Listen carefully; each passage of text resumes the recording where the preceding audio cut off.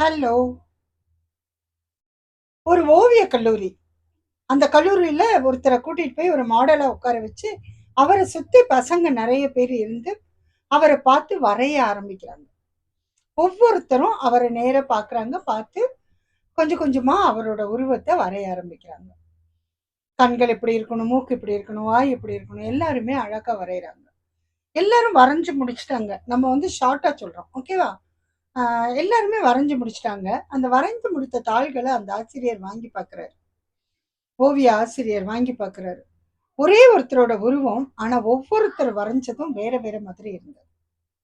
ஒவ்வொருத்தரோட மைண்ட்லயும் வேற வேற மாதிரியான அந்த உறுப்புகள் வந்து வேற வேற மாதிரி அவங்களுக்கு தெரிஞ்சிருக்கு.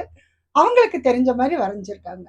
ஆனா, மொத்தத்துல அந்த உருவம் வந்து அந்த ஆளோடது தான்.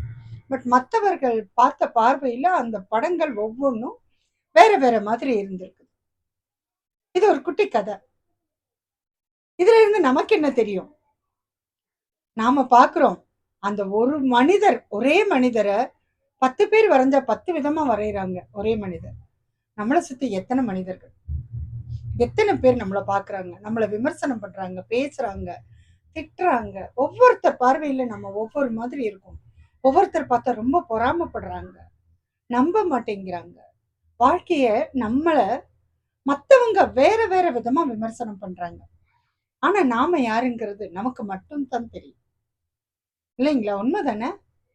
அப்படி இருக்கும்போது மத்தவங்களுடைய விமர்சனத்துக்கோ, மத்தவங்களுடைய நமக்கு பின்னாடி பேசுற அந்த தேவையில்லாத கருத்துக்களுக்காகவோ, இல்ல பொறாமைகளுக்காகவோ, பொறாமையினால வர்ற சில கெடுதல்கள் செய்வாங்க. அதற்காகவோ, இந்த மாரி விஷயங்களுக்காகவெல்லாம் நம்ம வாழ்க்கைய நம்ம நாசம் பண்ணிக்காம, நம்ம வாழ்க்கைய சந்தோஷமா கொண்டு போணும்னா என்ன பண்ணணும்? இந்த மாரி விஷயங்கள எல்லாம் காதுலயே போட்டுறக்கூடாது. கண்டுக்கவும் கூடாது. Just just like that. நம்ம காலுக்கு அடியில தூசி ஒட்டுச்சுன்னா எப்படி தட்டி விட்டுட்டு போயிட்டே இருக்குமோ, அந்த மாரி இந்த விஷயங்கள எல்லாம் தூக்கி எறிஞ்சுட்டு போயிட்டே இருங்க. உங்க வாழ்க்கை சந்தோஷமா இருக்கும். முயற்சி பண்ணி பார்க்குறீங்களா? நாளைக்கு பார்ப்போம். பை.